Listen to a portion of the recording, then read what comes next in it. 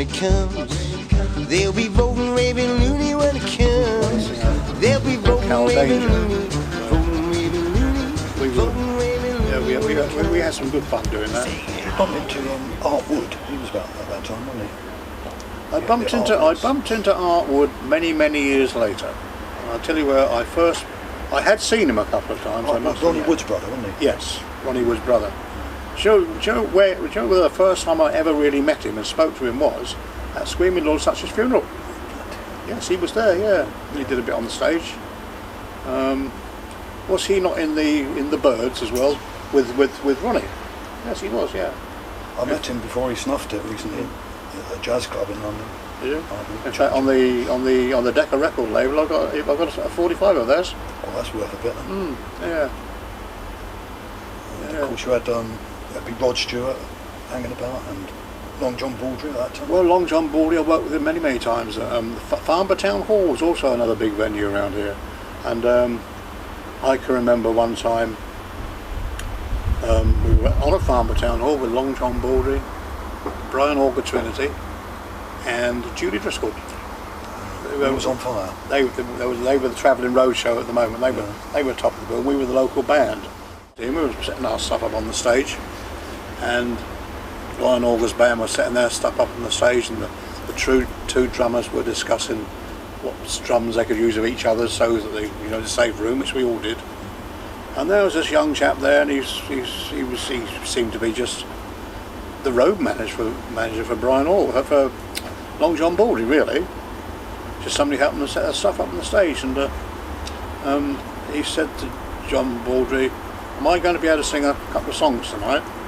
And John Baldry said to him, "Not tonight," he said, because we've got this little act that works around Julie Driscoll, because she's got this record out called Wheels on Fire, and it's bubbling under. And I remember him doing that, it's bubbling under.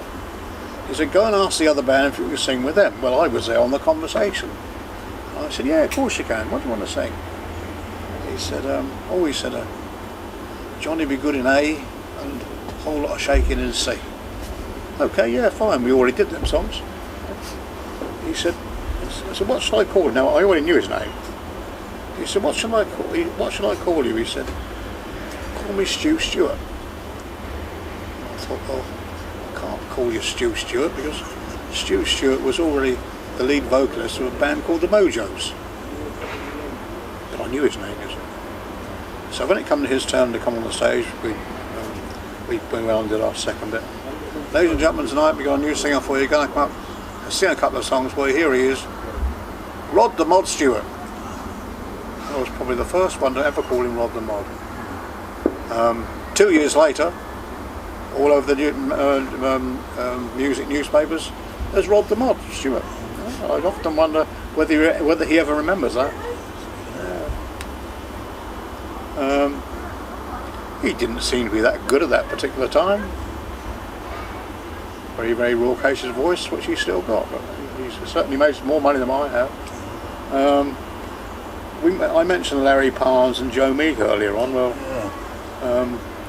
my friend or our entrepreneur around here called Bob Potter had to find obviously my name is Alan Hope.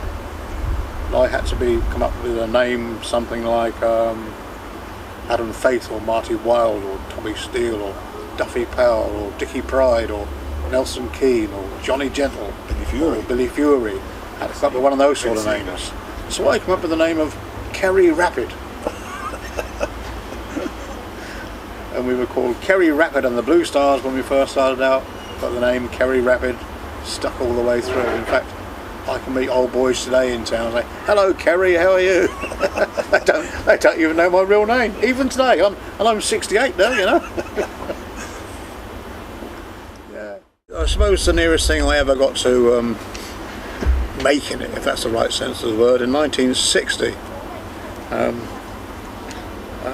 Somebody heard a demo I'd made of the Charlie Gracie song "Fabulous," and I was taken up to Keith Prowse Peter Maurice Music Company in Denmark Street, and they liked the sound of my voice. Obviously I couldn't record "Fabulous" because it was quite a big hit for Charlie Gracie, but they gave me something else to record called "Come Outside."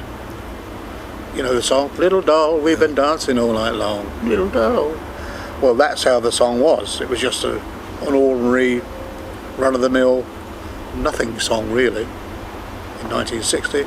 And I made a demo of it and discarded it, didn't think any more of it. It wasn't really rock and roll, wasn't really what I wanted to do.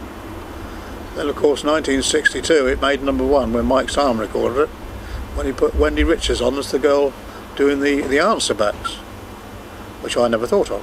And there you are, and it made #1. And I often wonder whether the demo I made of Come Outside was given to Mike Sarm for him to learn the song. You know? Probably would, yeah. Probably would have been. You had Judge Dredd's one of that.